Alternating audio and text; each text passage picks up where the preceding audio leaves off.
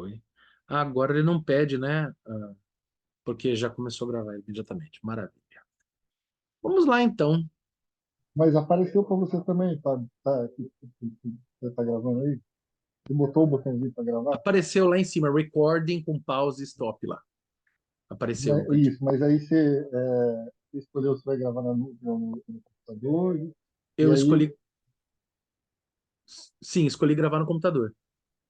não, show de bola. Então, aqui tá funcionando aí. Não, qualquer coisa a gente combina, eu passo para você o arquivo via Drive, uma coisa assim também, se der pau. Beleza. Beleza? Beleza, estamos nós na segunda parte do Infamiliar, do Freud, da edição da Autêntica, aqui no PDF, essa página 53, porque eles separam o texto em alemão do texto em português, e aqui fica sendo só o texto em português, né? Para quem tem a obra em mãos, como eu falei lá para a Natália no grupo, na página 49, né? E aqui é a página 53. Vamos lá. Para admitir todo mundo, Eduardo, tem uma técnica, em vez de ficar mandando mensagem para mim? Você vai ali no participantes, aí Tá, você vai naquele, ou é mais, ou é três pontinhos, alguma três coisa assim, pontinhos. e aí você desmarca onde está escrito habilitar sala de espera. Por aí, sem Ah, sala de espera, a pessoa já entra sem precisar você autorizar. legal, ótimo. Você tinha falado, eu tinha esquecido disso. Maravilha. Obrigadíssimo. Então agora as pessoas vão entrando na sala numa boa. Show de bola. Hum, então, vamos. É, houve toda uma digressão do Freud sobre a questão, né, que ele começa falando delimitando o campo, né, entre a psicanálise e a estética, que podemos traduzir por filosofia da arte, né?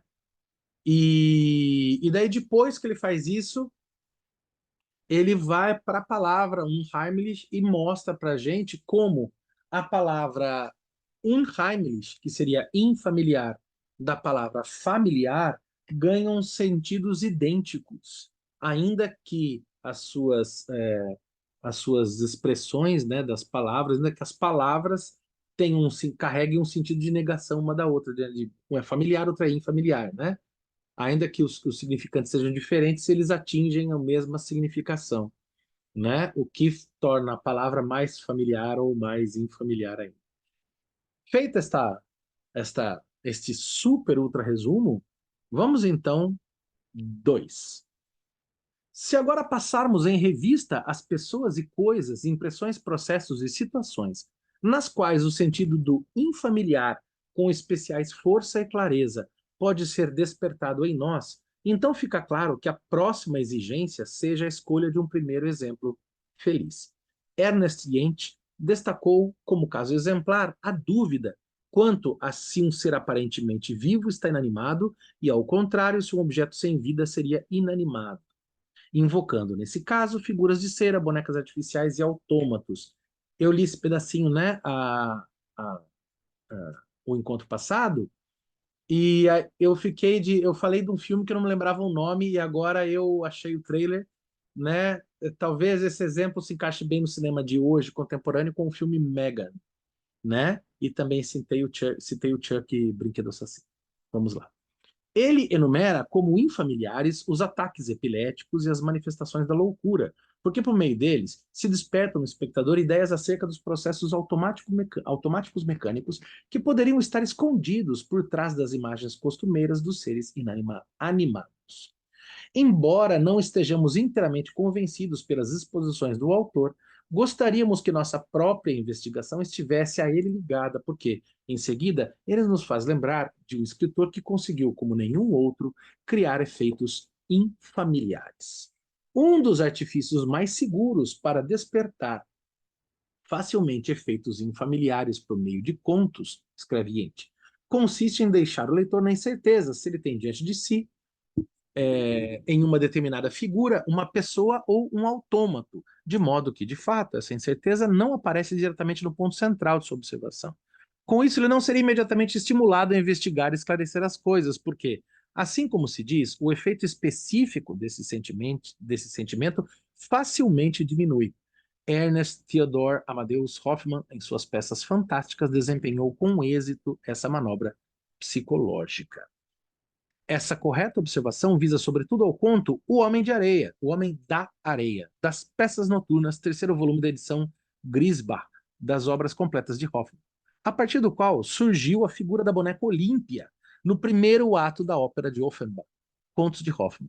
Mas devo dizer, esperando que a maioria dos leitores dessas histórias concordem comigo, que o tema de Olímpia, a boneca aparentemente viva, não é de modo algum nem o único nem o principal responsável pelo incomparável efeito infamiliar do conto. Também não se deve atribuí-lo ao fato de que o episódio de Olímpia tenha da parte do próprio escritor uma leve mudança para o satírico, e é por ele utilizado como escárnio pela excessiva valorização do amor por parte por parte do jovem rapaz. Eu não quero dar spoiler aqui, mas apimentando essa curiosidade ao conto do Hoffmann, que acompanha essa edição, para quem tem fisicamente, deleite-se, por favor. Para quem não tem fisicamente, temos disponível na biblioteca do Instituto Bergassi, deleite-se também. A Olímpia é um autômato, né? E que vai aparecer. O Freud é um grande leitor. É interessantíssimo. Eu estou relendo o conto agora. Depois a gente pode pensar se a gente não faz uma leitura junta, articulada, do conto do Hoffmann, né? Da novela do Hoffmann, porque nossa, que leitura sensacional a do Freud, né? E é isso mesmo, né? A boneca Olímpia traz a sensação de familiaridade, mas a infamiliaridade da Olímpia, ela articula, ela é, na verdade, um ramo, ela é um dos eixos de um grande rizoma do infamiliar na obra. Ela não é a essência, ela não é um núcleo duro do efeito. Ela, na verdade, ela é um degrau para que esse efeito aconteça. E ela tem uma estrutura muito mais para o cômico do que para o trágico, de como a gente vê em Homem de Areia, né? Vamos lá. No centro do conto está muito mais um outro fator, a partir do qual ele se intitula e que sempre retorna em passagens decisivas. O tema do Homem da Areia, aquele que arranca os olhos das crianças. O estudante Nathaniel, sobre cujas lembranças de infância o conto fantástico se ergue, apesar de sua felicidade no presente, não pode esquecer suas lembranças que se ligam nele à terrível e misteriosa morte de seu amado pai. Para as pessoas que leem Freud, lembrar dos casos de Freud, como o Homem dos Ratos e tal, pode trazer essa questão, toda essa questão aqui, porque está muito aqui. Em certas noites, a mãe cuida de mandar as crianças para a cama, pontualmente, com a seguinte admoestação: o homem da areia vai chegar e, de fato, a criança ouve todas as vezes o pesado passo do visitante com quem o pai se ocupa naquela noite. A mãe, indagada sobre o homem da areia, nega que ele exista de outra maneira, a não ser como invenção, mas uma babá deu-lhe a informação concreta. Trata-se de um homem mau, que aparece para as crianças quando elas não querem ir dormir, lançando a mão cheia de areia nos olhos delas, de tal modo que os olhos, sangrando, saltam da cabeça. Ele recolhe num saco, levando-os para a lua minguante para alimentar suas crias. Estas moram num ninho e têm bicos curvos como as corujas, e com eles comem os olhos das criancinhas mal comportadas. É interessante como a mãe fala da lenda do Homem da Areia, mas já acalma o menino assustado, enquanto a babá exerce uma força narrativa estabelecendo uma espécie de triângulo entre o protagonista, que é o Nathaniel, a babá e a mãe. Né? Essa triangulação a gente vai poder encontrar, por exemplo, no Homem dos Lobos, né? Que a mãe conta a história, mas a babá também conta. Né? É interessante como parece que o conto do Hoffmann é de 1800 no começo do século XIX, né, enquanto o Freud está no final do século XIX, começo do século XX. É interessante como eles parecem, o Freud, ele parece ter uma leitura tão forte desse texto que parece que é como se ele tivesse sido contemporâneo, né, e roubado o tema para si, né. Vamos lá. Embora o pequeno Nathaniel tivesse idade e entendimento suficientes para rejeitar tão horrível conteúdo a propósito da figura do Homem da Areia, Fixa-se nele, então, o medo de que a mesma coisa se passasse. Então decidiu saber como o Homem de Areia se parecia e uma noite escondeu-se no escritório do pai, quando aquele era novamente esperado.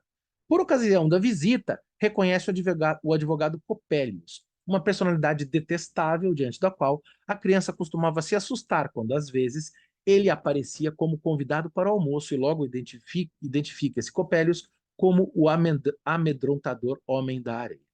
No desenvolvimento posterior dessa cena, o escritor já põe em dúvida se trata do primeiro delírio de um garoto tomado pelo medo ou de um relato que deve ser compreendido como real no mundo apresentado no conto.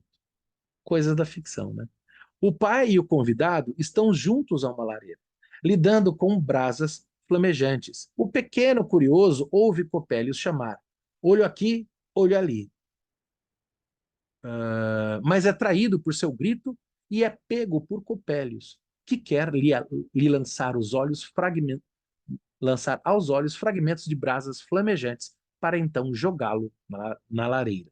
O pai suplica pelos olhos da criança. Esse acontecimento culmina num profundo desmaio e numa prolongada enfermidade.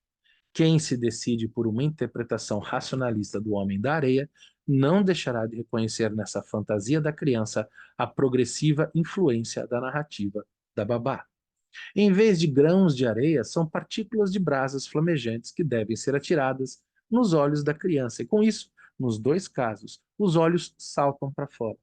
Em outra visita do Homem da Areia, um ano depois, o pai é morto numa explosão no escritório. O advogado Copélios desaparece do lugar, sem deixar rastro. O agora estudante Nathaniel crê, então, reconhecer essa figura assustadora de sua infância em Giuseppe Coppola, um oculista ambulante italiano que lhe oferece, na cidade universitária, um barômetro para comprar. E, após sua recusa, acrescenta: ah, barômetro não. Mas tenho também Belizóquios. Belizóquios, né? Que é olho em italiano, mas se referindo ao óculos, né?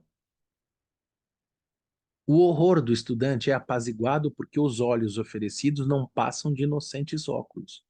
Ele compra de Coppola um binóculo com cujo auxílio à vista.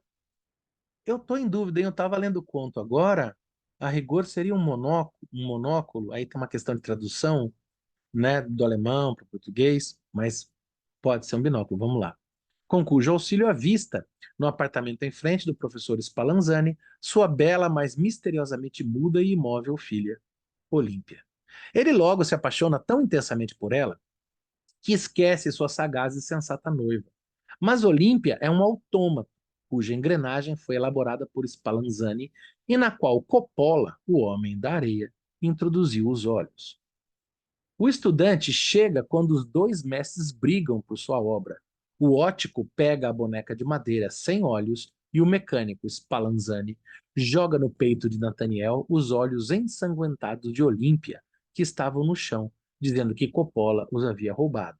Este sofre um novo ataque de loucura, em cujo delírio e reminiscência da morte do pai se liga a uma impressão recente. Vu, vu, roda de fogo, gire, roda de fogo, divertido, divertido.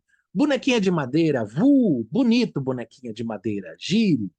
Com isso, ele se lança contra o professor, o suposto pai de Olímpia, querendo estrangulá-lo. Desperto de uma longa e grave enfermidade, Nathaniel parece, enfim, curado. Ele pensa em se casar com a noiva que reencontrou. Um dia eles passeiam pela cidade, em cuja praça principal a torre alta da prefeitura lança do alto sua gigantesca sombra. A jovem propõe ao seu noivo subir na torre, enquanto o irmão da noiva, que os acompanhava, permanecia embaixo.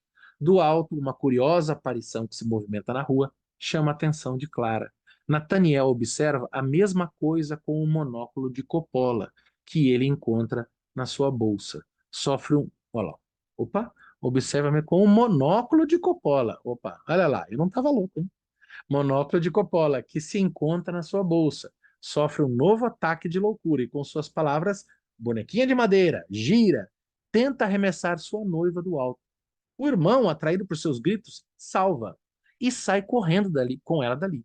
No alto, o furioso corre em círculos, clamando: roda de fogo, gire, roda de fogo, gire, palavras cuja proveniência conhecemos. Entre as pessoas que se reuniram embaixo, destaca-se o advogado Copélios, que subitamente reapareceu. Deveríamos acreditar que sua aproximação provocou a eclosão da loucura de Nathaniel. Deseja-se subir para conter o furioso, mas Copélios ri. Haha, esperem, ele virá para baixo por si só. Subitamente Nathaniel fica parado, avista Copélios, e se lança sobre o parapeito com gritos agudos. Ah, Belizóquios! Belizóquios! Quando Nathaniel jazia sobre as pedras do calçamento, com a cabeça destroçada, o homem da areia desapareceu na multidão. Uma sinopse interessantíssima. É muito legal ler o conto. Hashtag fica a dica, porque aparecem. É algo que eu tô vendo agora, estava até discutindo isso com o Eduardo há pouco, a questão da triangulação, que é algo que parece, que marca demais a lógica do Lacan, né? Que todo o pensamento lacaniano se estrutura numa tríade, né? E aqui é formado por tríades. É o Nathaniel com o cunhado e a namorada, né?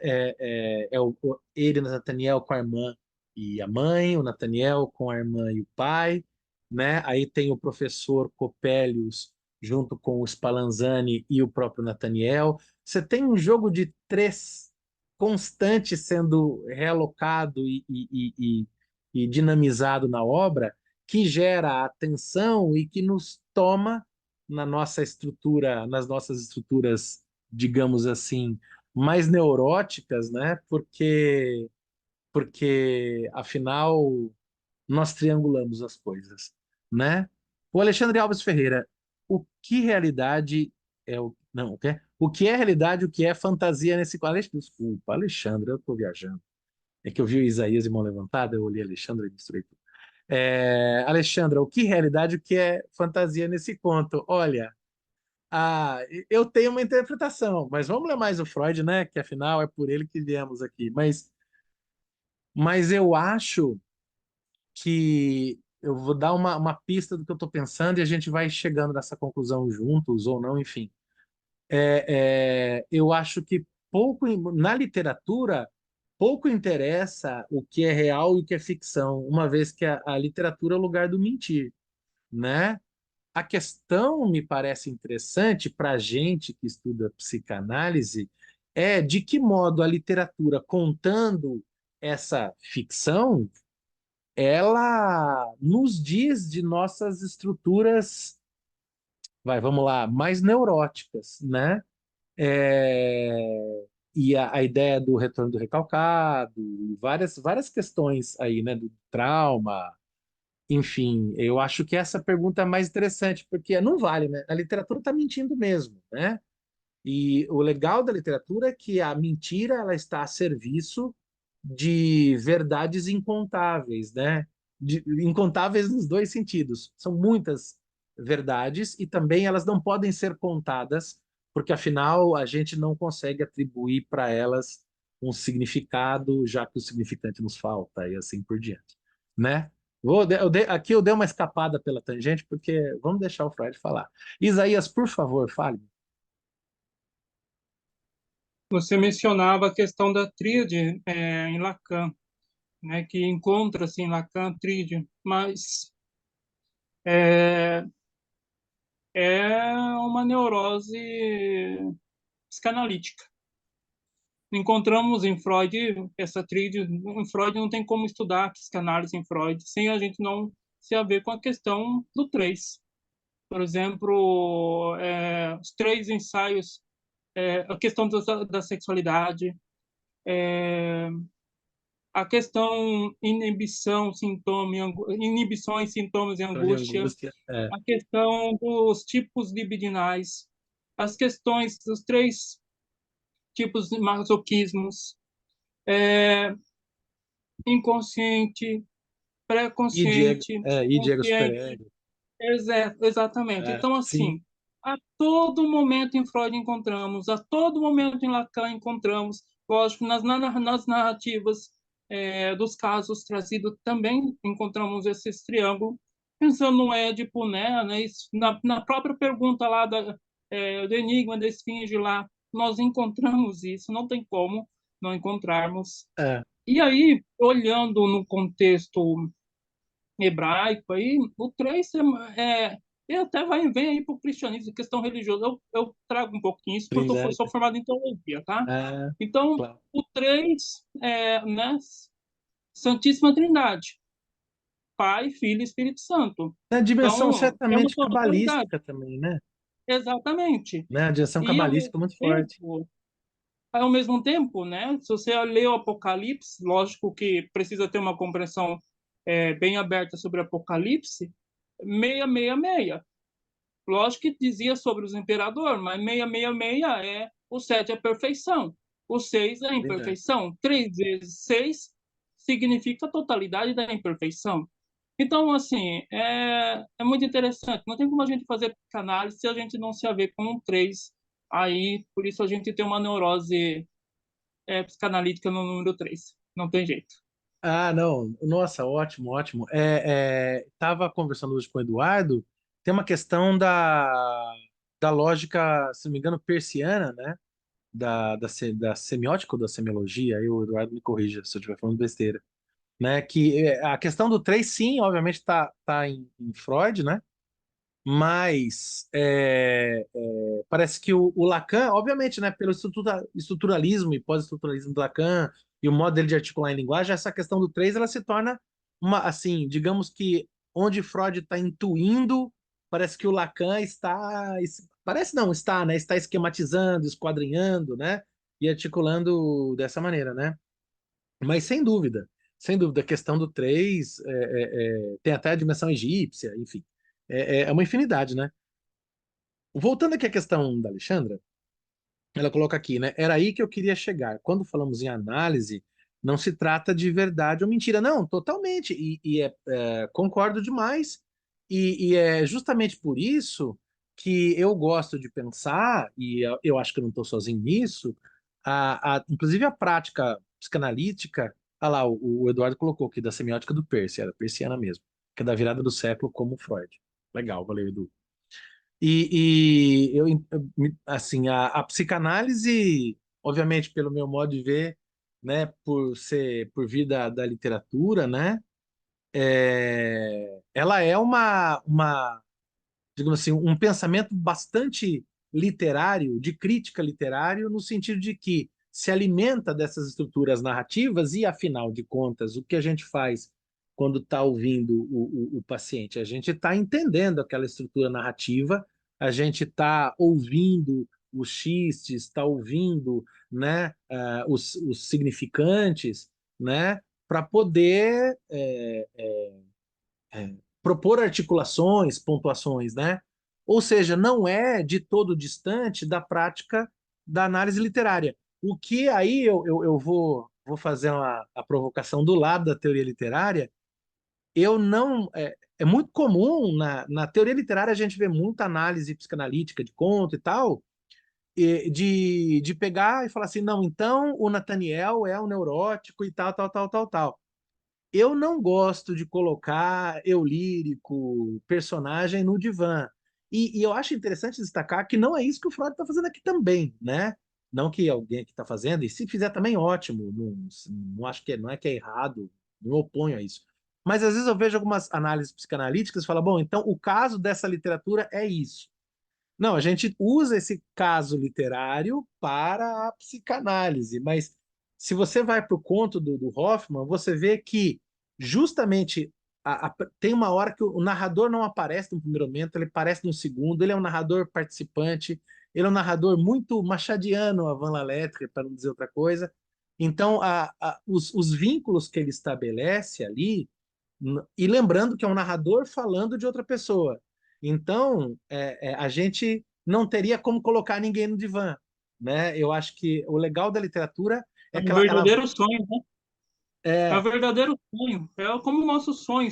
é, Estamos no sonho, nos vemos no sonho, a aham, câmera faz sim, é 360 graus ali no sonho. Então E é um sonho, aquilo, na verdade. o sonho não é psicanálise, né? A psicanálise se alimenta do sonho, né?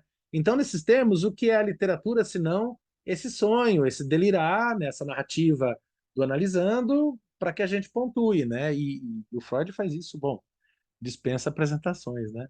Legal demais. Muito obrigado, Isaías, por essa contribuição e a Alexandra também aí. Vamos lá.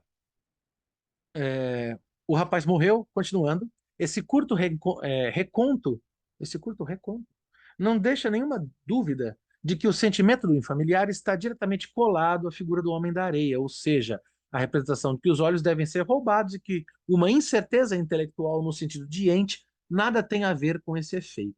A dúvida legítima em relação ao caráter animado da boneca Olímpia não está de forma alguma em questão nesse forte exemplo do infamiliar.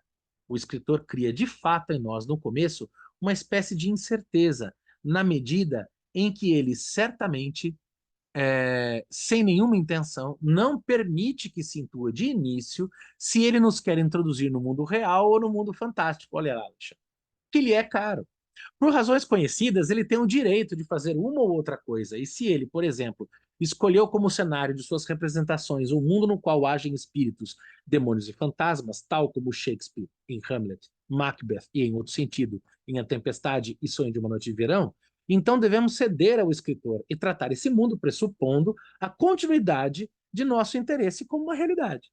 Olha lá, o Freud delimitando muito bem, falar, não estou colocando a literatura para servir a psicanálise, mas estou me servindo da literatura para a psicanálise. Sempre indefectível. Mas no decorrer do conto de Hoffmann, essa dúvida flutua, como percebemos, na medida em que o escritor quer nos deixar ver por meio dos óculos ou do binóculo do demoníaco ótico. Quase um poema isso, né? Uma vez que ele, talvez, ele mesmo tenha olhado por um instrumento desses. A conclusão do conto torna claro que o ótico Coppola realmente é o advogado Coppelius, ou seja, também o Homem de Areia. Na realidade do conto, a loucura funciona. Porque na realidade do sonho, a loucura funciona. Né? Nesses mesmos termos, né? Entretanto, o sonho não é o real, né? Enfim, deveria ser, muitas vezes. Não está mais em questão aqui uma incerteza intelectual. Agora sabemos que não devemos apresentar as elucubrações fantasísticas de um louco sobre as quais poderíamos reconhecer numa predominância racionalista o conteúdo sóbrio, reduzindo ao mínimo, por meio desse esclarecimento, a impressão do infamiliar. Uma incerteza intelectual não nos leva ao entendimento desse efeito infamiliar. Ao contrário, a experiência psicanalítica nos lembra que uma angústia assustadora das crianças é o medo de machucar ou perder os olhos. Eu preciso reler, que faz muitos anos que eu li, eu só consigo pensar numa história do olho do Jorge Bataille, né? De um livro do Jorge Bataille que é muito importante, inclusive, se não me engano, para a própria construção do pensamento lacaniano, né? O filósofo Jorge Bataille, né? E a história do olho do Bataille é uma narrativa do Bataille fazendo análise, né? Que ele vai fazer análise e o analista fala: por que você não escreve essas coisas? Né? E daí você tem a história do olho. Se não me falha a memória, eu li há 20 anos atrás. Em muitos adultos, essa angústia permanece e eles não temem tanto ferir outro órgão quanto os olhos. É também costume dizer que se protegerá algo como se fosse a menina dos olhos. O estudo dos sonhos, das fantasias e dos mitos nos ensinou que a angústia relativa aos olhos, o medo de ficar cego, é com frequência um substituto do medo da castração. Agora o Freud vai entrando, né, como nas camadas da cebola, começa a sair da teoria literária e começa a entrar na psicanálise mais pura, entre aspas, né? Também o ato de cegar a si mesmo do mito, do mítico criminoso Édipo, é apenas uma redução da punição pela castração, que, de acordo com a lei de Talião, deveria lhe ser atribuída, né? A lei de Talião, lá dos Sumérios, né? Se eu não me engano, é olho por olho, dente por dente, né? Busca-se E, rejeitar. É isso mesmo, né? É isso mesmo. Busca-se rejeitar, no modo de pensar racionalista, a recondução da angústia em relação aos olhos à angústia de castração. Considera-se compreensível que órgãos tão preciosos como os olhos sejam protegidos por um medo correspondente tão grande, podendo-se afirmar em seguida que nenhum profundo segredo e nenhum outro significado se escondem por trás do medo da castração. Mas com isso, não se leva em conta a relação de substituição que se manifesta no sonho, na fantasia e no mito, entre os olhos e o membro masculino, que não pode corresponder à impressão de que um sentimento especialmente forte e obscuro se eleva contra a ameaça de perda do órgão sexual e que esse sentimento da representação de perda confere ressonância quanto a outros órgãos. Então, qualquer outra dúvida diminui quando, a partir da análise dos neuróticos, conhecemos os detalhes do complexo de castração, que tem extraordinário papel em sua vida anímica. Já deixar aqui um detalhe para mais sobre a questão da vida anímica e de como Freud supera, muda essa concepção. Tem nessa mesma obra um texto do Christian Dunker intitulado Animismo e Indeterminação em Das Unheimlich. É muito bom esse texto, viu? Recomendo demais, a gente pode até combinar a leitura dele. Diga lá, Isaías. Uma pergunta, né? Quando eu começo aqui a trazer essa questão da angústia, né? Sobre a questão da castração, que a gente já sabe que está lá mesmo, isso lá quando o Freud vai justamente ter um embate ali com o Otto Rank sobre a questão do protótipo da angústia, aqui entra a questão do órgão sexual, né? Essa ameaça da perda do órgão sexual e, ao mesmo tempo, a questão dos olhos, que também nos remete à questão do Édipo. Estaria aqui também vinculado à questão da cena primária, ou seja, aquilo do qual a criança muitas vezes vê, muitas vezes pela fechadura, lá o ato sexual da mãe, do pai e tal, né? Se olhar algo do qual assusta, causa algo ali no sentido assim, o que está acontecendo, então estaria aí a questão da cena primária também, poderíamos ver algo aí nesse sentido, esse tirar os olhos ou esse sentimento essa questão da angústia e castração e tudo mais, porque está envolvendo aí o olhar, que também diz muito sobre o voyeurismo, o olhar, ao mesmo tempo, né, a questão do ato sexual em si, o próprio órgão e tudo mais. Então, por isso que eu pergunto para você. Olha, uma ótima pergunta. Eu não estaria seguro para te responder isso, falar é e não é. Mas eu acho que de algum modo isso se articula sim, porque eu estou pensando aqui bastante no conto, né? E ele, na sinopse que o Freud faz aqui, ele coloca essa questão, né? Que o menino, ele se esconde para olhar, né? Ele fica escondido no primeiro momento atrás da porta, né? Depois ele vai, ele vai, ele vai conseguir entrar no escritório onde está lá o Homem de Areia e o pai, e ele vai ter toda uma questão com o olhar, o espiar até que ele aparece, e daí o Homem de Areia vai dizer lá que eu fiquei com o nome Copélios, mas ele tem outro nome anterior, né? Ele vai querer arrancar os olhos do menino e ele acaba arrancando os olhos do pai, né? A questão é que essa suposta cena primária, e daí tem os limites da dimensão literária, porque tem tantos elementos ali, tem uma certa dimensão alquímica, né? Uma citação de que são práticas alquímicas que acabaram gerando uma explosão e tal. Ele esse espiar da cena primária não seria a cena primária do pai com a mãe, né? E ali você estaria envolvendo dois homens, né? O que eu não acho, eu acho que na dimensão do conto, eu não sei se isso se acopla tão bem, porque obviamente o Freud escreve isso escreve um século antes, né? O Hoffmann escreve esse conto um século antes do Freud publicar, né? Mas é engraçado como parece que tudo que o Freud está colocando já estava no Hoffmann, né?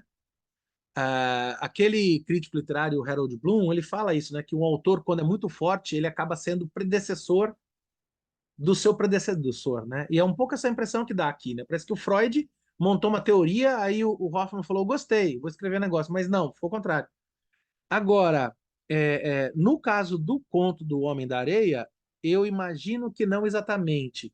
Contudo, se a gente der uma deslizada para a psicanálise para pensar os conceitos e a ideia de castração a partir do vislumbre da cena primária, eu acho que isso faz bastante sentido.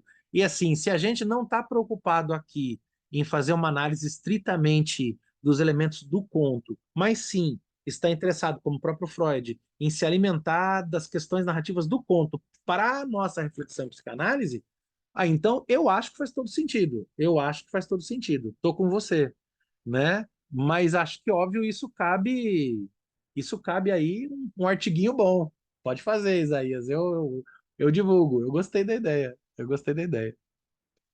Não aconselharia também a nenhum opositor da interpretação psicanalítica apelar para a afirmação de que a angústia relativa aos olhos seria independente do complexo de castração, exatamente no que diz respeito ao Homem da Areia do conto de Hoffmann.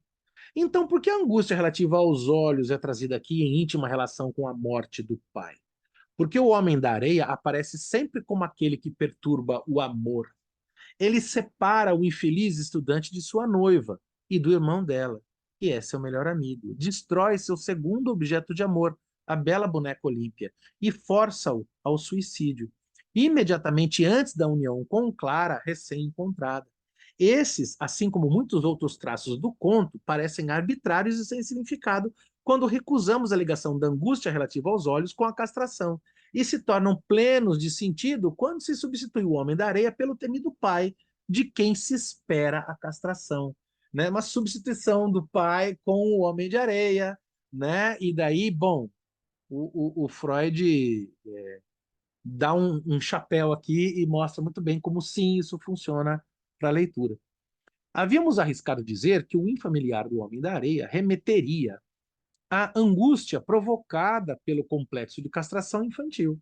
Mas, ao passo que surge a ideia de levar em conta um fator infantil como esse para o surgimento do sentimento infamiliar, também somos impulsionados a considerar a mesma dedução para outros exemplos do infamiliar. Eu quero até ler de novo isso. Eu achei que aqui nós temos um negócio que vai funcionar daqui em diante, hein? Havíamos arriscado dizer que o infamiliar do Homem da Areia remeteria à angústia provocada pelo complexo de castração infantil. Mas, ao passo que surge a ideia de levar em conta um fator infantil como esse para o surgimento do sentimento infamiliar, também somos impulsionados a considerar a mesma dedução para outros exemplos do infamiliar. Ele vai fazer aqui uma metonímia, né? Parte pelo todo, né? Essa angústia gera um infamiliar, então vamos pegar esse familiar e vamos ver em outros lugares para descobrir. O infamiliar se torna uma chave. Essa é do infamiliar como uma pista, né? Eu gosto muito do historiador Carlo Ginzburg, em Mitos, Emblemas e Sinais, né? É um pouco isso, a gente farejar, olha, o infamiliar, ele é algo que brilha nessa narrativa, né? E eu acho que isso responde, quando eu propus esse curso aqui, conversando com o Eduardo, eu falei, poxa, será? Talvez seja muito literário essa parte do Freud e tal, às vezes as pessoas se interessam menos, mas como é interessante, como é muito literário, mas ao mesmo tempo, como isso é muito psicanalítico, porque sim, o infamiliar vai aparecer nas narrativas nos consultórios. Esse é algo assim, prático, algo de infamiliar daquele momento que o analisando vai olhar e vai falar: isso é estranho, isso eu não sei, parece que conheço isso de algum lugar. É um sentimento que eu já senti em algum momento, né? Eu acho que aí é que a gente tem algo interessante. Chegou mais uma mensagem aqui, Alexandra, mas é uma cena que remete à castração. Sim, Alexandra, eu imagino que o que você disse aqui foi confirmado pelo que a gente leu agora. Se não foi, por favor, diga aí se quiser abrir o microfone e falar, por favor. Né? Sim, é uma cena de castração. É uma cena de castração. Em familiar. No Homem da Areia, encontra-se ainda o tema da boneca aparentemente viva, que Ent havia destacado. Segundo esse autor, esse fato é uma condição especialmente favorável para a eclosão dos sentimentos do infamiliar, na medida em que desperta uma incerteza intelectual se algo estaria ou não vivo, e se o sem vida é demasiado semelhante ao vivo. Mas, sem dúvida, não estamos muito longe da relação do infantil com as bonecas. Lembremos que nas brincadeiras das crianças bem pequenas não existe, em geral, uma rigorosa diferença entre vivos e não vivos. e que, em especial, elas tratam sua boneca preferida como um ser vivo. Ocasionalmente, ouvimos de uma paciente que, olha ele ancorando na prática psicanalítica, né? Ocasionalmente, ouvimos de uma paciente que, com a idade de 8 anos, ainda estava convencida de que, se ela mirasse suas bonecas da maneira mais penetrante possível, elas adquiririam vida. O fator infantil aqui é facilmente verificável, mas, para o nosso espanto, no caso do Homem da Areia, trata-se do despertar de um antigo medo infantil, enquanto no que diz respeito às bonecas vivas, não se trata de medo. A criança não temeu a vivificação das bonecas, talvez até a tenha desejado. Nesse caso, a fonte do sentimento infamiliar não seria o medo infantil, mas um desejo infantil ou até mesmo uma crença infantil. Isso parece uma contradição. É possível que se trate apenas de uma compilação que posteriormente pode auxiliar nossa compreensão.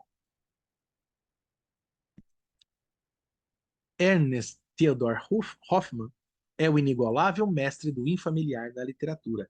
Eu penso também, para quem gostar da ideia e quiser ir atrás, Nossa Senhora, como é que é? O Coração Desvelado do Poe, A Queda da Casa de Usher. Edgar Allan Poe também é completamente engravidado dessas coisas. Vale muito a dica. E também estava pensando, acho que já falamos disso, o Frankenstein da Mary Shelley. Eu imagino que o sucesso do Frankenstein naquele momento, contemporâneo aqui, né, ele tem uma dimensão justamente desse estranhamento, uma vez que o Frankenstein é formado de pedaços de corpos mortos. Ou seja, a ideia de boneca, de boneco, boneca, né, articulado, já está no conto da Mary Shelley, no romance da Mary Shelley. Vamos lá, Alexandra. Sim, que bom. Maravilha. Isso parece condição papal. Hoffmann é o inigualável mestre do infamiliar literatura. Seus romances, Os Elixires do Diabo, reúne uma grande quantidade de temas nos quais se pode analisar o efeito infamiliar da história. O conteúdo do romance é bastante rico e emaranhado para usarmos representá-lo por um excerto. Oh, Freud, sensacional. Ao final do livro, quando se acrescentam a posteriori os pressupostos da ação até então indisponíveis, o resultado não é o esclarecimento do leitor, mas sim uma total confusão. Olha lá, Alexandre, essa ideia parece que responde bastante aquilo que você tinha colocado. Mas e aí, né? Onde é que está a realidade e a ficção nesse negócio? Não, o conto gera uma confusão estilisticamente proposital para gerar no leitor esse sentimento de infamiliaridade, justamente pela não possibilidade de discernimento entre o que é real e o que é fantasia. O escritor acumulou demasiadas coisas semelhantes. A impressão da totalidade nada sofre com isso, mas o entendimento sim. Devemos nos contentar em enfatizar os fatores que mais provocam os efeitos do infamiliar para Não sei se é investigar. só para mim que está falhando, Fábio. Não sei se é só para mim que está falhando. Oi? Não sei Falhou, se é Gi? minha internet, para os outros também está falhando É seu mesmo? áudio, muitas vezes está travando sua imagem. É mesmo? Eu aqui tô Alguém normal. ajuda aí? Vocês estão me vendo? Tá tudo bem? Alguém mais dá um salve aí. Vamos ver no chat. Maria Genilda, Deve ser o normal meu, então. aqui. É o Para mim seu? está travando aqui. Tá bom. Eu Deve ser o até. meu, desculpa. Não, tranquilo, tranquilo. Vou até tentar falar mais devagar. Ao final do livro, quando acrescentam a posteriori os pressupostos da ação, até então indisponíveis, o resultado não é o esclarecimento do leitor, mas sim uma total confusão. O escritor acumulou demasiadas coisas semelhantes, a impressão da totalidade nada sofre com isso, mas o entendimento sim. Devemos nos contentar em enfatizar os fatores que mais provocam os efeitos do infamiliar, para investigar se também neles é permitida sua dedução a partir de fontes infantis. Trata-se do âmbito do duplo. No encontro passado, alguém ia falar da duplicação e eu fiquei contornando, né? Tá aqui. Tchanã. Trata-se do âmbito do duplo, em todas as suas gradações e formações, ou seja, o aparecimento de pessoas que, por causa da mesma aparência, devem ser consideradas como idênticas, o incremento dessas relações por meio da transmissão dos processos psíquicos de uma dessas pessoas para outra, o que deveríamos chamar de telepatia, de tal modo que uma se apropria do conhecimento, do sentimento e das vivências da outra. A identificação com uma outra pessoa, de modo que esta perde o domínio de seu eu ou transporta o eu alheio para o lugar do seu próprio, ou seja, duplicação do eu, divisão do eu, confusão do eu, e, enfim, o eterno retorno do mesmo, a repetição dos mesmos traços fisionômicos, o mesmo caráter, o mesmo destino, os mesmos atos criminosos, o nome por meio de muitas e sucessivas gerações. Vamos ao duplo, então. O tema do duplo, num trabalho do mesmo nome de Otto Rank, como muito bem lembrou Isaías aí, ó, de Otto Rank, uma minuciosa, suscitou no trabalho do Rank uma minuciosa apreciação. Nele, as relações do duplo com imagens no espelho e sombras, com espíritos protetores, doutrinas sobre a alma e o medo da morte são investigadas, lançando uma viva voz sobre a história surpreendente do desenvolvimento desses temas. Na origem, o duplo era uma garantia contra o declínio do eu, um enérgico desmentido do poder da morte, Otto Rank. E, provavelmente, a alma imortal foi o primeiro duplo do corpo. A criação de uma duplicidade dessa ordem como defesa contra a destruição tem seu contraponto em uma representação da linguagem onírica, na qual a castração ama expressar-se por meio da duplicação ou da multiplicação do símbolo genital. Na cultura dos antigos egípcios, ela se tornou um impulso para a arte, para moldar a imagem do morto num material durável.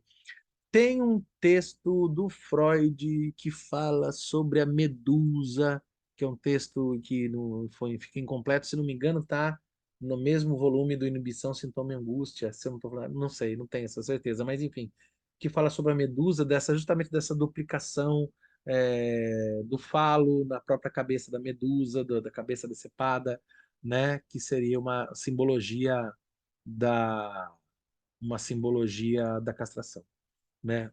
Vamos lá. Mas essas representações surgiram do É campo do. alguma coisa de sonho. Ele tá, se eu não me engano, ele está falando alguma coisa de sonho, falando de Medusa sobre essa questão da castração mesmo.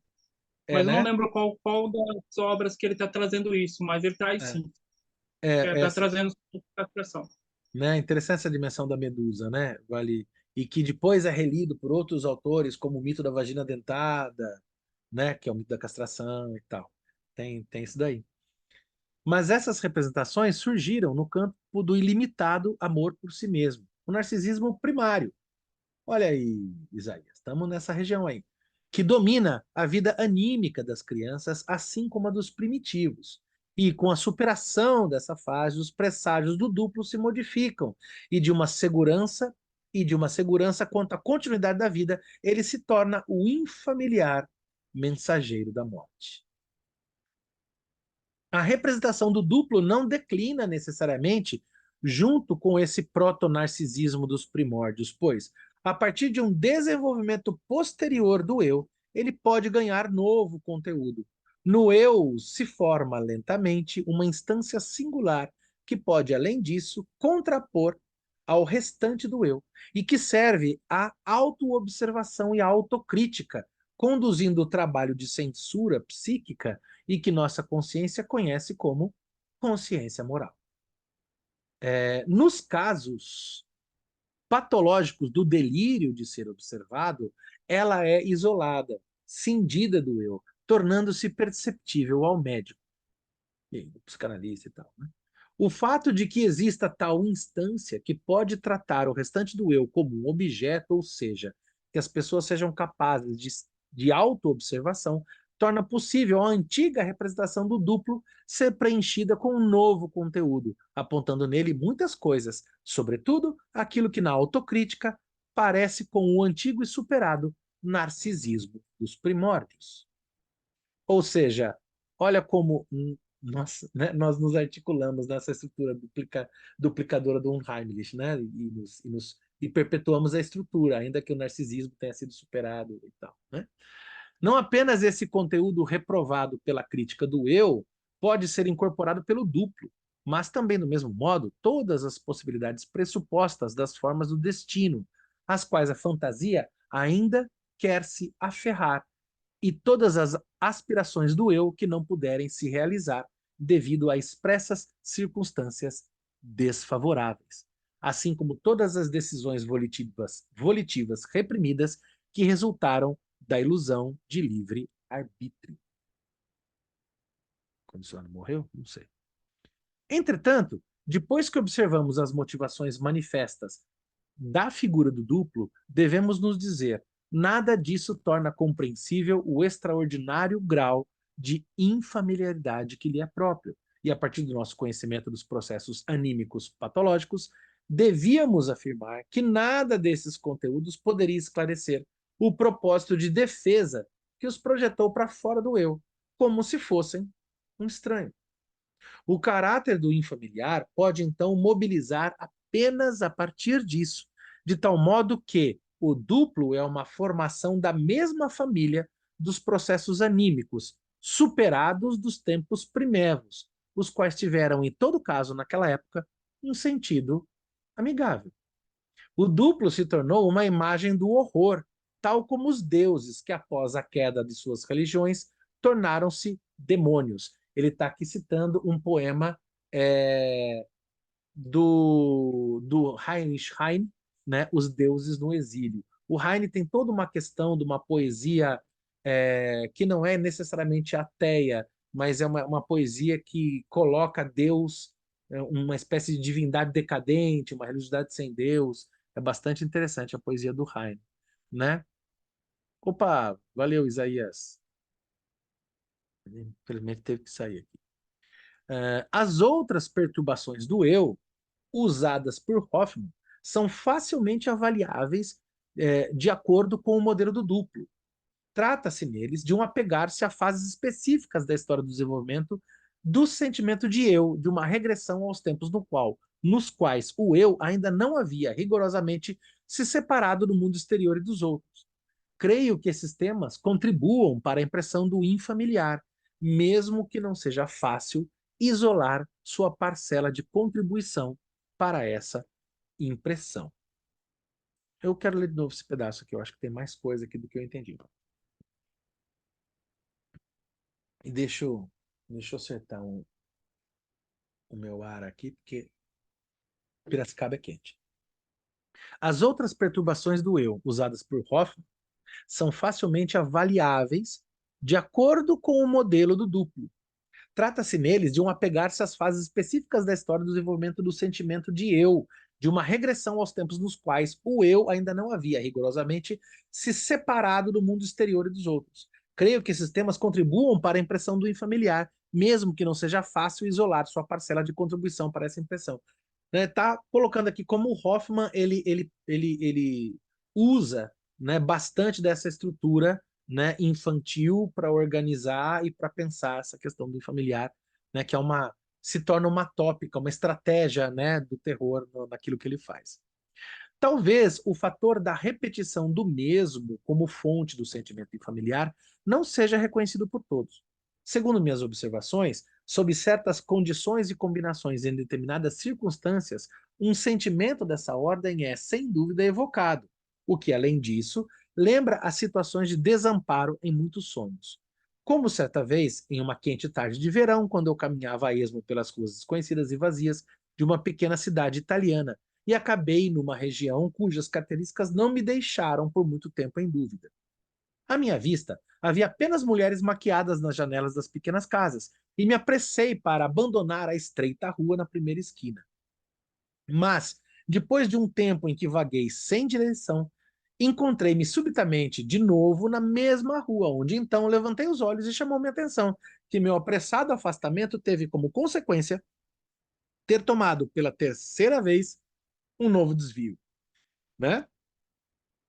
O colega foi embora, mas ó, o terceiro de novo aqui. Contudo, então experimentei um sentimento que eu poderia apenas caracterizar como sendo da ordem do infamiliar. Fiquei feliz por ter renunciado a fazer outras descobertas nessa viagem, quando rapidamente já estava de volta a Piazza, de onde havia saído. Outras situações que tinham em comum o retorno involuntário como essa que acabo de descrever e se diferenciavam dela em outros pontos, tiveram como consequência o mesmo sentimento de desamparo e infamiliaridade. Por exemplo, quando na floresta, surpreendidos por algo como a névoa, nos perdemos no caminho e então, apesar de todos os esforços para encontrarmos um caminho sinalizado ou conhecido, voltamos repetidamente para um lugar marcado por um aspecto determinado. Ou quando nos deslocamos em um cômodo desconhecido escuro, procurando a porta ou interruptor e luz, e aí, pela enésima vez, nos batemos na mesma parte do móvel, uma situação é uma situação que, em todo caso, Mark Twain transformou por meio de um grotesco exagero em algo irresistivelmente cômico. Existe uma situação de perpetuidade também em vários, é uma tópica muito recorrente no literário, trazendo essa dimensão da repetição e da infamiliaridade. O que me vem à mente agora é o Matrix 3, né, quando ele está preso naquele outro lugar junto com o Train Man, né, e o filme começa dali. Né, ele corre para um lado do túnel, ele aparece no mesmo, ele corre, ele aparece no mesmo, né, e essa eterna repetição. Neo, naquele lugar, estaria condenado a se repetir, a se repetir, a se repetir, né? Aí a gente pode pensar no mito de Eco e tal, né? Em outra série de experiências, também reconhecemos sem esforço que o fator da repetição involuntária é aquele segundo, o qual até mesmo o inofensivo se torna infamiliar, impondo-nos a ideia do fatídico, do inescapável, onde nós até então falávamos de acaso.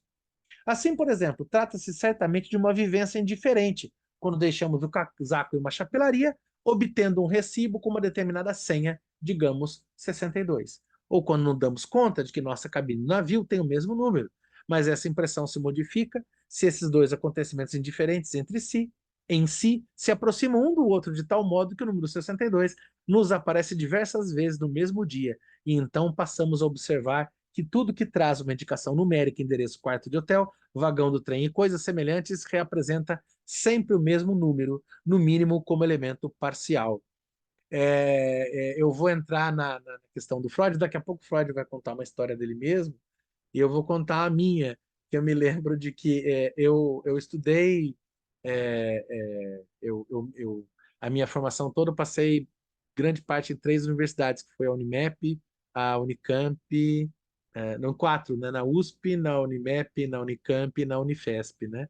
E na Unifesp eu não usei carteirinha, né? Tava lá como pós-doutorado e tal, não usava carteirinha, enfim, também teve a questão da pandemia, acabei não utilizando. Mas em todas essas universidades eu tinha como registro acadêmico, da graduação ao doutorado, eu tinha a presença do 6 e do 9. No fundo eu falava, será? Será que eu vou ganhar na Mega Sena? Bom, não ganhei, né? Mas e eu tenho certeza que todo mundo aqui já teve alguma coincidência numérica, etc e tal, do número que é da sorte, né? Pois é, estamos aí fadados a essa fita de Moebius, né? Considera-se isso como infamiliar, e quem não está armado contra a tentação da superstição tenderá a atribuir obstinadamente a esse retorno de um número um significado secreto, vendo nisso algo como uma alusão a determinada época de sua vida, ou, em outro caso, estando ocupados com o estudo dos escritos do grande fisiologista Ewald Hering, recebemos, com poucos dias de intervalo, diferentes cartas de duas pessoas com esse mesmo nome de diferentes países, sem nunca ter conhecido pessoas com esse nome. Um excelente naturalista, pouco tempo atrás, intentou submeter eventos dessa espécie a certas leis, por meio das quais a impressão do infamiliar deveria ser superada. Não me atreveria a afirmar se ele teve êxito. É a ironia do Freud, né? Não teve. Como o infamiliar referente ao retorno do mesmo pode derivar da vida anímica infantil, trata-se de algo que aqui posso apenas mencionar, remetendo a uma exposição minuciosa a ser preparada em outro contexto. No inconsciente anímico, é possível, de fato, reconhecer-se o domínio de uma incessante compulsão à repetição das moções pulsionais, a qual provavelmente depende da mais íntima natureza das pulsões e que é suficientemente forte para se impor ao princípio de prazer, conferindo um caráter demoníaco a certos aspectos da vida anímica, algo que ainda se expressa claramente nas aspirações da criança e que domina uma parte do decurso da psicanálise dos neuróticos. Estamos preparados para todas as discussões mencionadas a esse respeito, uma vez que o que se pode lembrar dessa compulsão interna à repetição pode ser sentido como infamiliar. Alexandra, vamos lá. Oi, boa noite. Boa noite. Esse caráter demoníaco aí, porque ele fala desse demoníaco no além do princípio do prazer, né? Uhum. O livro da Autêntica, né, do Além do Princípio do Prazer, inclusive traz um textozinho só sobre essa questão do demoníaco, né? Aí, né? Como sendo algo, se eu não me engano, em relação à origem. Você pode falar um pouco sobre esse caráter demoníaco aí, nessa colocação do Freud aqui? Porque não tem nada a ver com o nosso demoníaco, né? Católico, né? Ou tem algo? Eu vou trazer. Eu não estou lembrado agora da questão do Além do Princípio do Prazer, mas sobre a questão do demoníaco, eu entendo que, assim, demoníaco no sentido do oculto, no sentido do fantasmático, no sentido de um grande fantasma, no sentido, imagino eu, tô pensando aqui, desse grande medo para essa criança, né? E que se duplica em outras formas, como, por exemplo, o medo do palhaço, né? Que é muito bem explorado no It, a Coisa, né? Que é uma figura infantil dada a alegria, mas que no It do Stephen King, tem nos filmes, que tem no romance, né? Assume a forma do terror, né? O demoníaco aqui, não estou me lembrando da questão do texto do Além do Princípio do Prazer, o demoníaco aqui, para a criança, se apresenta como esse lugar de repulsa, né? Como esse lugar de medo, é, como eu estou pensando aqui, e eu não descartaria, à medida que a criança vai sofisticando né, na aquisição do simbólico, né, na construção da sua gramática simbólica, de que não tem a dimensão do demoníaco cristão, não. Eu acho bastante.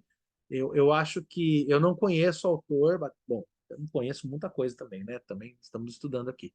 Mas eu não conheço um autor agora de antemão para falar de se há uma circularidade dessas representações do demônio cristão, vinculada à questão do demônio infantil nas culturas e tal. Mas a gente pode estender essa ideia do demoníaco, inclusive, por exemplo, quando a gente trabalha até em culturas ancestrais, culturas indígenas, né? Você tem espíritos bons, espíritos maus, né? Se você pega, por exemplo, os Yanomami, você tem os Napê, que é o nome do homem branco, mas esse homem branco é um espírito, né?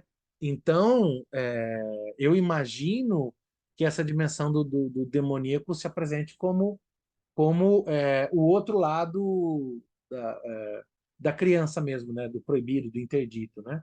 Vamos ver o, o Eduardo aqui, por favor. Diga, Eduardo. Eu gosto muito dessa questão aí do demoníaco. É Eu legal. acho que é interessante pensar o seguinte: o Freud, ele, inclusive, tem um texto, né, que é Uma Neurose Demoníaca, no século Ah, XVII, entendeu. e que é interessante demais porque o que se percebe é que, bem, nas representações cristãs, normalmente é diferente de outras representações religiosas, né? Você tem uma entidade que é boa, né? E aí você tem uma entidade decaída, né? Essa entidade decaída justamente é a entidade demoníaca, né? Então, você pode pensar essa ideia de Lúcifer assim como um anjo caído e tudo mais, e é justamente por aí também que vai a ideia de uma coisa que é infamiliar, entende? Então, por isso, todas essas representações nos filmes de terror, que você imagina, bom, é um boneco, né? Um boneco é para ser uma coisa fofinha, mas puta, um boneco assassino, né? Enfim, você pensa uma uma mulher amada, mas ela se transforma num demônio. Assim. O demônio sempre ele vai para esse lado que é o que o Platão chamava do simulacro, né? Do simulacro como uma cópia, mas uma cópia degenerada. Tem uma cópia degenerada. O grande perigo para o Platão era a cópia degenerada, era o simulacro, né? Enquanto que o simulacro tem um potencial interessantíssimo, né? Porque ele produz o novo, produz a possibilidade do novo. Então, eu tenho estudado, né, assim, para minha tese de doutorado, a ideia da polícia como essa entidade também demoníaca. Por que demoníaca? Porque é ambivalente, né? Então, você tem uma instituição que, em tese, é para cuidar, mas, ao mesmo tempo, o policial, ele causa medo, né? Causa desconforto. Tem toda essa questão, e eu acho muito bacana, porque quando a gente fica pensando aqui nessas palavras e na violência das palavras primitivas mesmo, que tem um movimento em geral contrário, né? Porque aqui a gente está fazendo igual o cristianismo, a gente divide os termos em dois. Mas o Freud, justamente nesse texto dele sobre a origem das palavras primitivas, né? Que tem assim, às vezes pares de opostos, na palavra primitiva ela tinha uma semântica única. Então, assim, eu acho muito interessante porque o demoníaco é aquilo que sobra quando você idealiza uma das partes, entende? Então, assim, eu tenho o pai idealizado. Bom, mas tudo bem, mas daí esse pai idealizado, na neurose demoníaca, ele vai fazer o quê? Um pacto com o demônio, entende? Que o demônio é a parte do pai que não pode aparecer idealizado, mas assim mesmo ele continua nas suas pulsões agressivas, ele precisa surgir de alguma forma, ele surge como demônio, e ele faz um pacto com o demônio para que aquele pai que faleceu possa viver por mais 9 anos, né? Então ele faz um pacto com o demônio, e aí ele começa a receber aparições desse demônio, ele é um pintor, né? Então ele começa a pintar esse demônio assim, cada vez de uma forma mais assustadora. Eu acho que tem muito a ver com a coisa do infamiliar, sabe? É a ideia de que quando uma coisa que na verdade é complexa, não é? É ambivalente, né? De certa forma é tomada por um lado só, e aí o que sobra disso é aquele retorno do demoníaco. E o demoníaco está justamente no fronteiriço, sabe? O demoníaco está justamente naquele no ambivalente, naquele que é impossível de definir, de simbolizar, de juntar, tá? Então, é engraçado como o demoníaco aparece justamente nessa zona intermediária. Eu gosto da ideia da zona intermediária também, aí mesmo pelo Winnicott também, né? Mas a ideia de que é justamente nessa zona de indiscernibilidade, eu acho que aí que talvez seja um termo interessante, onde tem o indiscernível, tem o demoníaco, aquele que você não pode dizer se é bom ou se é mal. Puta, é o pai, mas é o demônio, entende? Então, bom, o Freud brinca com isso o tempo inteiro, né, cara? Eu acho bacana demais que ele traga aqui, porque a figura do familiar é muito demoníaca o tempo inteiro, né? Não, legal. Você estava falando agora, eu lembrei, até no encontro passado, eu comentei tem um livro do Harold Bloom, curtinho. Mudei aqui na biblioteca, eu perdi onde é que ele está, não preciso achar ele, que é Anjos Caídos, né? E que ele vai falar dos demônios, né? Ele está respondendo que tinha muda. Naquela época tinha muita moda de falar de anjos cabalísticos. Ele falou, não, vou falar dos demônios, né? E anjos caídos, né? E é justamente essa dimensão de que o demônio é o outro mesmo, né? O demônio toda vez que você tem esse lugar da afirmação, você tem o lugar da negação, né? E que, segundo Harold Bloom, né, que é um crítico literário judeu também, né? Ele fala que o primeiro demônio seria Jacó, porque Jacó ele luta contra o monstro de Deus, né? E ele muda de nome, ele se torna Israel, né? Que o nome Israel significa forte contra Deus. Então, na leitura do Harold Bloom, o Jacó seria o primeiro demônio, porque o demônio é aquele que critica Deus, é aquele que questiona, é aquele que se coloca em contraposição à centralidade, né? Então, inclusive, Jacó, na Bíblia, ao lutar contra o monstro de Deus, ele se torna manco, ele se torna coxo. né? E os seres demoníacos são seres coxos, né? Daí que Édipo é coxo, o demônio, um dos sinônimos para demônio é coxo, canhoto, sinistro, estranho, né? E você vai ver isso em Guimarães Rosa, todos esses sinônimos de irregularidade. Tem um livro do Carlo Ginzburg chamado História Noturna, que ele vai mostrar que como as representações do sobrenatural, elas costumam se colocar em formas assimétricas. Porque a simetria, né, tudo que é vivo, anda de quatro patas, duas patas, é simétrico. Já aquilo que é vivo, mesmo sendo assimétrico, ou seja, que apresenta uma forma outra, que diverge de uma regularidade, ele se apresenta, ele se apresenta como a negação dessa afirmação e, por isso, místico, oculto e, por vezes, demoníaco.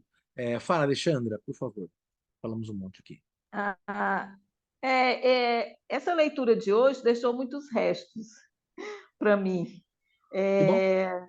A, a leitura do Hoffmann é uma leitura que eu preciso fazer, porque agora eu senti a necessidade, porque eu fiz essa leitura há muito tempo atrás. Então, eu vou fazer essa leitura, vou fazer como você fez, fazer a leitura para poder voltar para esse texto.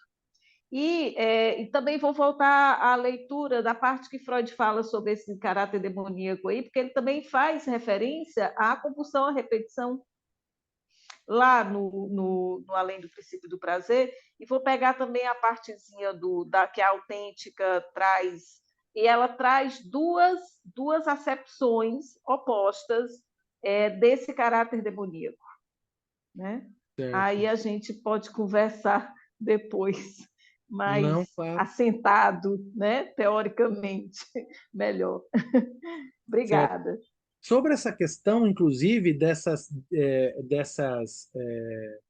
leituras possíveis e de um certo movimento que o Freud faz entre o princípio do prazer e o próprio texto aqui do Heimlich, é daí que eu recomendei a leitura do texto do Christian Dunker, que está na mesma obra, né? E que está nessa mesma obra aqui, se você não tiver, tem aí online, né, para Não, gente. eu tenho o livro, eu vou ler. É porque eu estou com três leituras, É. três maços de livro aqui lendo, aí eu não pude pegar, mas eu vou fazer isso. Eu vou tirar mais um lugarzinho na agenda para fazer isso, Eu porque eu entendo acho que que é importante a gente retomar. sim, sim. Eu entendo que justamente é muito difícil assim. Todo o texto do Freud abre para a leitura dos outros textos do Freud, né? Então, sim, há necessidade E da ele gente manda a voltar. gente, né? Ele está É, mandando aqui a sim, gente para total, vários textos. total. É, Doutor Lacan faz a mesma coisa, né? então, mas assim, nessa nossa leitura pública aqui, eu não vou dar conta de explanar, porque tudo isso, né?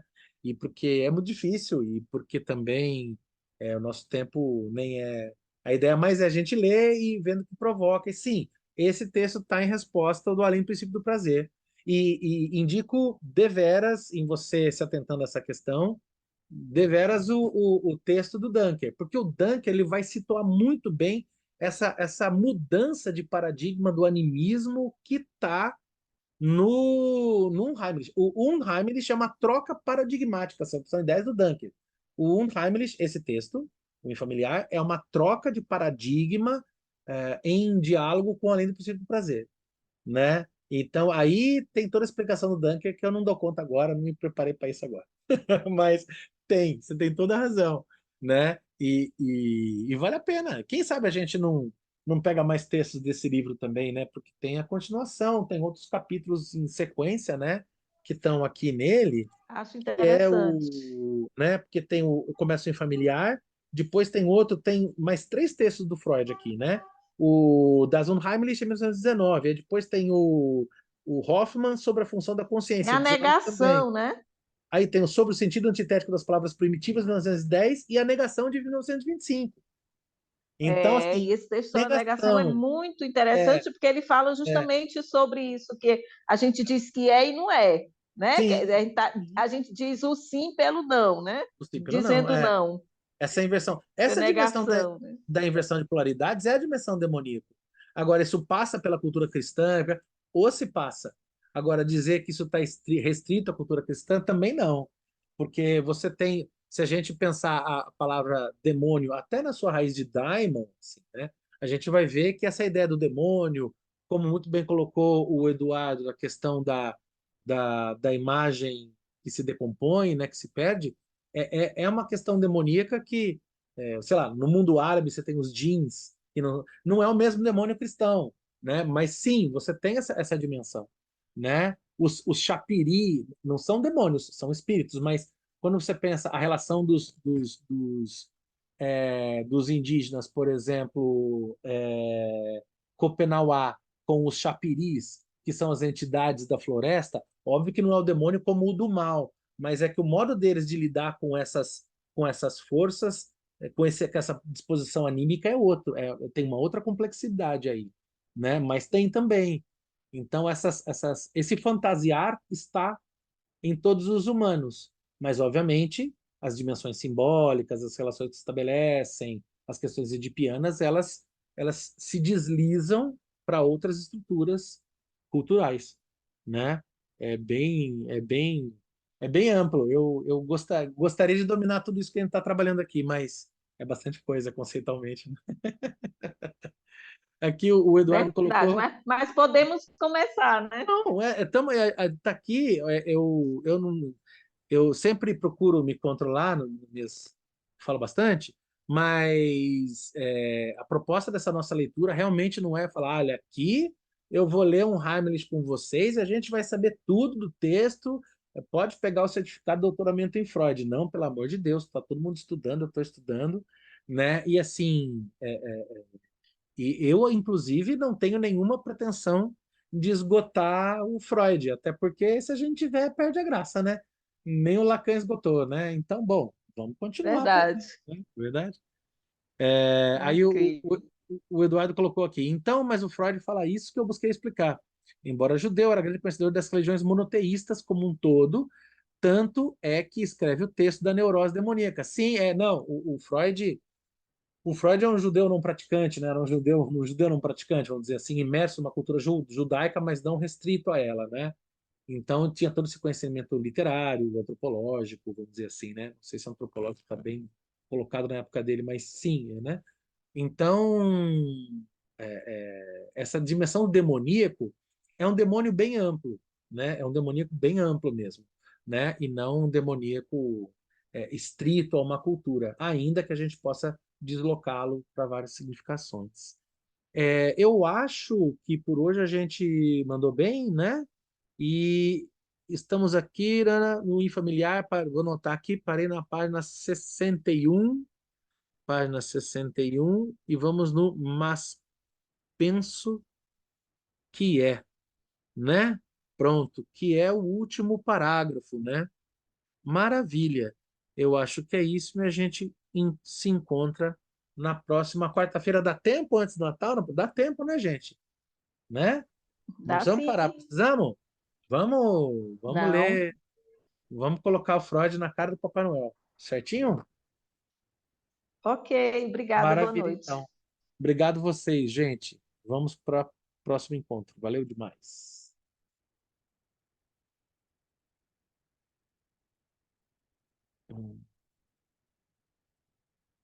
Stop. Tchau, gente. Obrigado. Obrigado a todos.